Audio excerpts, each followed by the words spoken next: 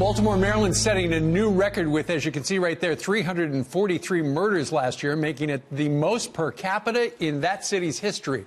And get this, some people there are now blaming the violence on a reduced police presence.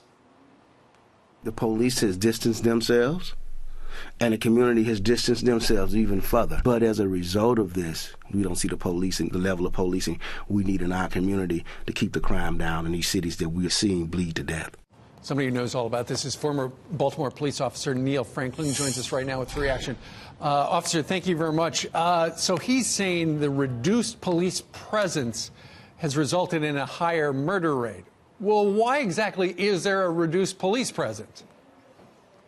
Well, it depends on what you mean by reduced police presence. Well, that's what he was referring to. Fewer number of police.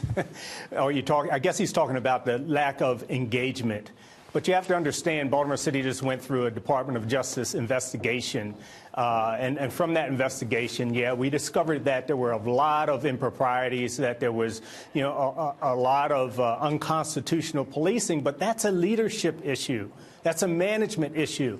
Let's stop blaming the street cops. Do they have their problems? Yes, but this is a management issue. It's a leadership issue. Let's stop dumping on the cops for what is truly a societal failure. There are many, many factors that come into play here, such as jobs, health care, education, housing, a whole laundry list of things. If you want to dump on one segment of society, let's dump on our political leaders who have the power to change things at the societal level here. Ultimately, Neil, the police officer, the beat cop in Baltimore feels threatened.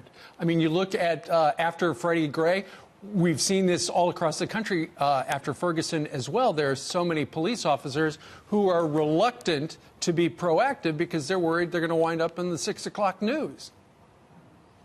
Well, that's true. I mean, think back to 2005. We made 108,000 arrests in Baltimore City, where we have a population of about 600,000 people. Yeah, that was over-policing. That was a big problem. But what were the police doing? They were doing what they were directed to do. The police will do what you tell them to do, what their leadership has them do. We need strong leadership at the political level, at the police leadership level, to direct those police officers, to point them in the right direction, to teach them constitutional policing, to teach them how to engage the public with respect and dignity, but do it assertively, not aggressively. Sure. And Neil, you were talking a little while ago about how society has, the societal pressures. One of those things in Baltimore, I understand you mentioned to one of our producers, was the importance of the family, because in many cases the family structure is broken down. Yeah.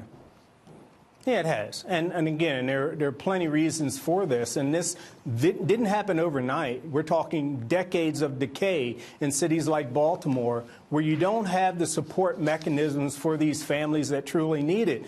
And at the end of the day, they become incapable of raising children under, on a moral foundation. And our criminal justice system is a big part of that. But again, who's responsible? Our leadership.